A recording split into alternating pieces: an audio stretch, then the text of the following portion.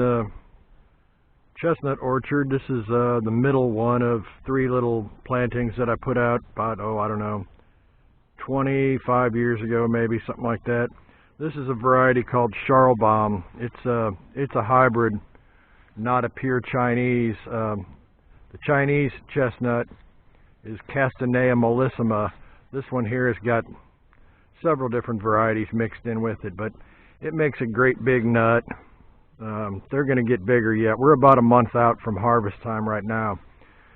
Anyway, so that's Charlbaum. It's overgrowing the stalk a little bit, as it's a very vigorous tree. I maybe could have picked a bigger, better stock to put it on, but you know, you learn things as you go along.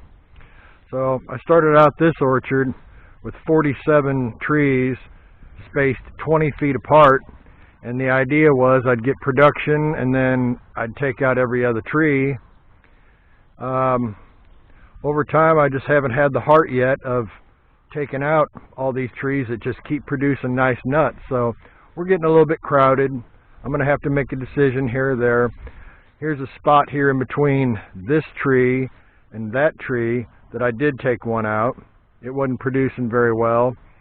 This tree here ended up making tiny little nuts.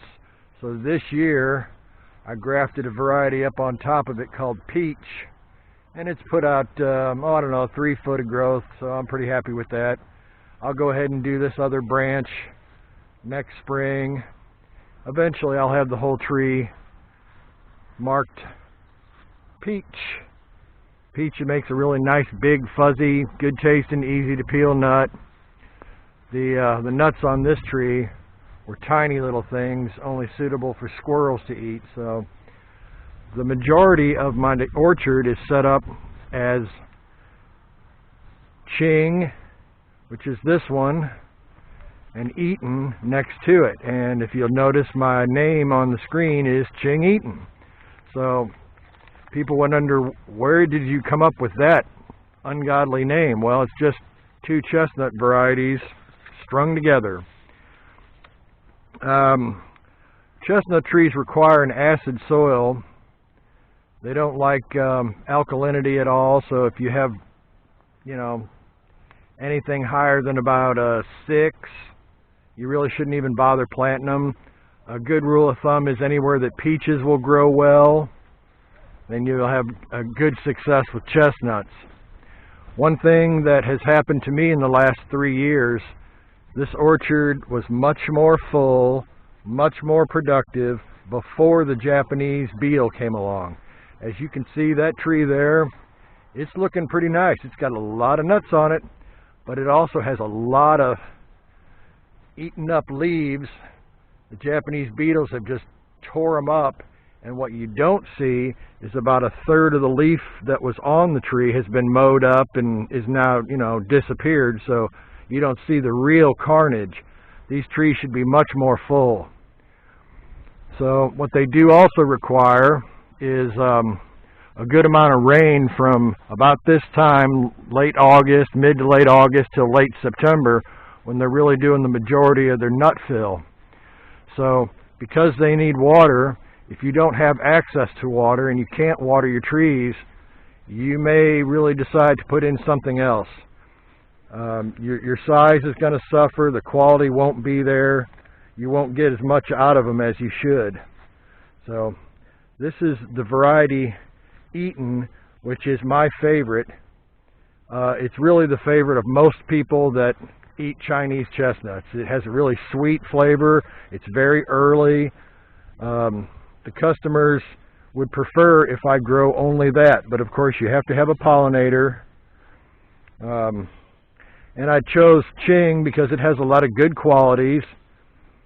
It's, you know, my pollinator, and it comes on about the time that Eaton is waning, so I've got a good, you know, continual crop coming on.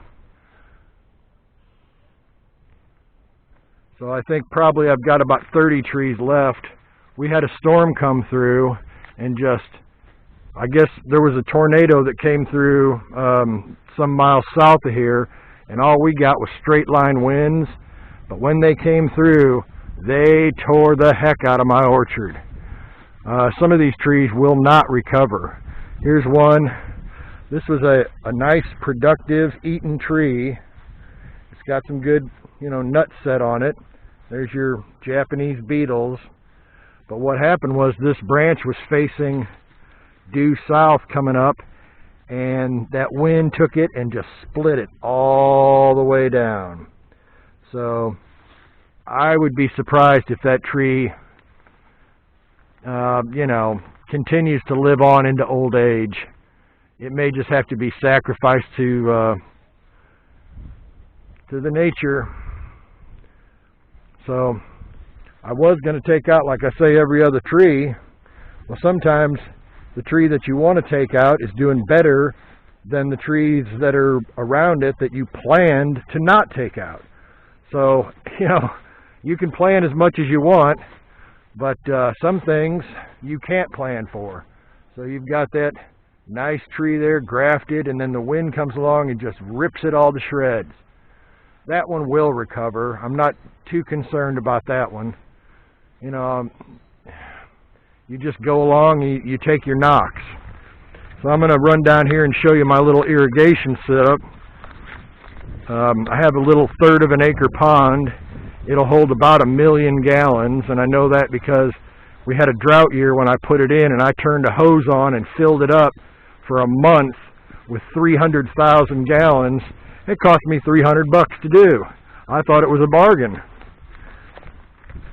And what I got here is a little ag pump, 5.5 horse, and we're running a line into the pond there and put a little pre-filter on it.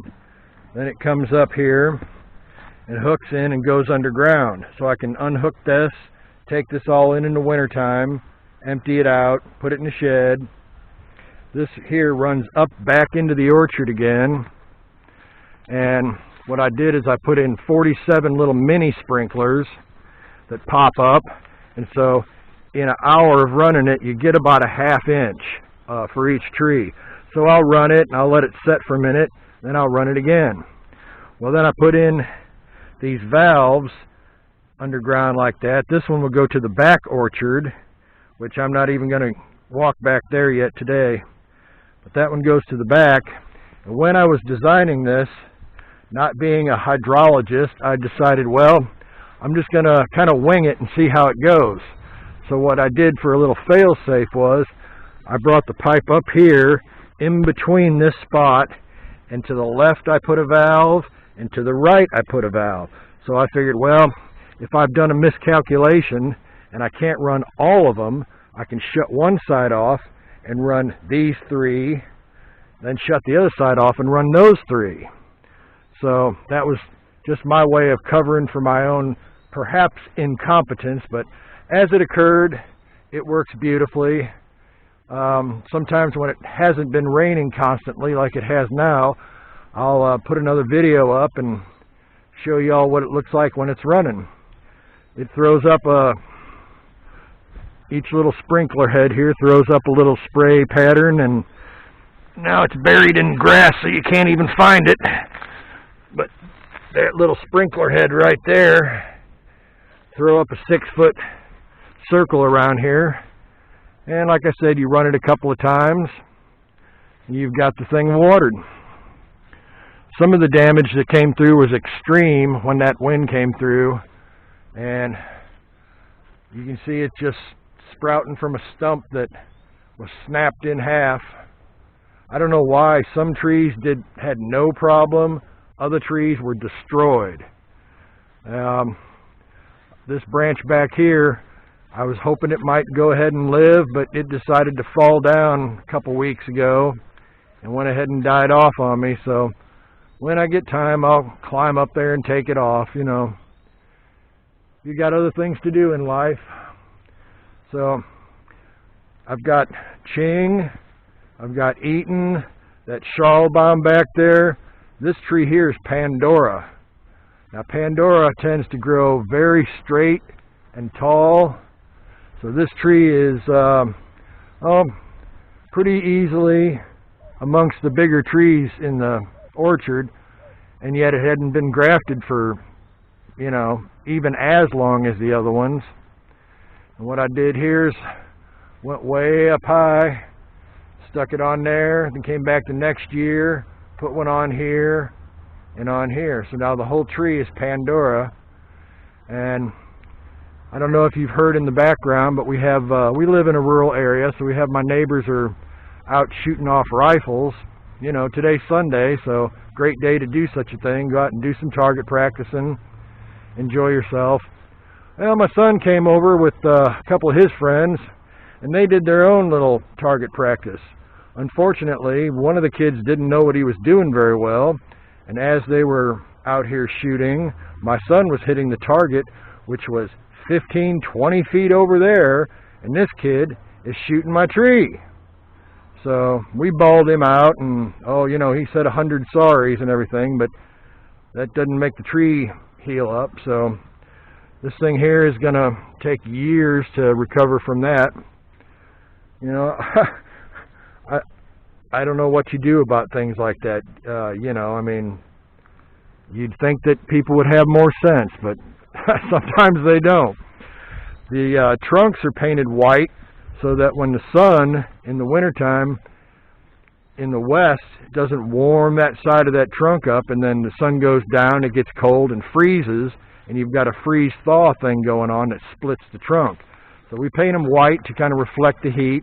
I just mixed the cheapest interior latex paint I can find, 50-50 with water, put it in a garden sprayer.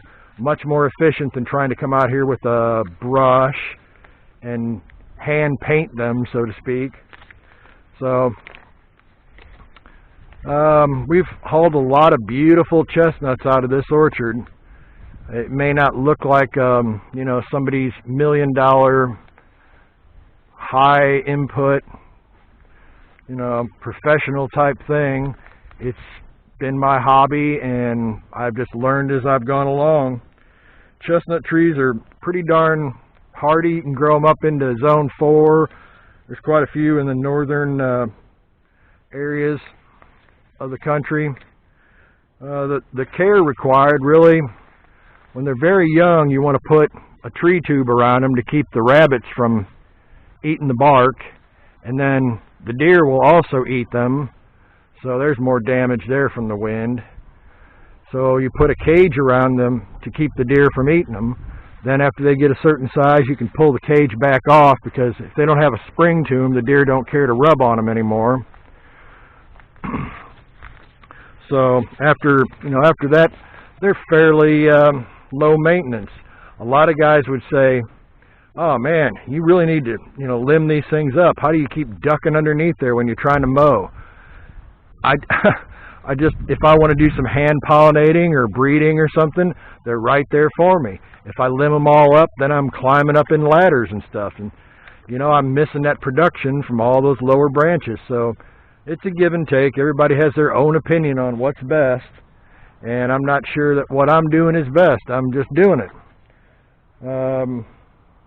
The deer do like to eat chestnuts. They're not half as bad as squirrels. The deer are wasteful. They might eat 3 or 4 or 5 a night or something. You know, you don't see a whole lot of them around, but boy, the squirrels will tear you up. So we put some traps out when it's season, and we catch a few squirrels, but they're getting 10% of my crop probably, when you know, if you were to be able to account for every single nut. What do? You know, you got to deal with nature. You can't fight it. So that's my little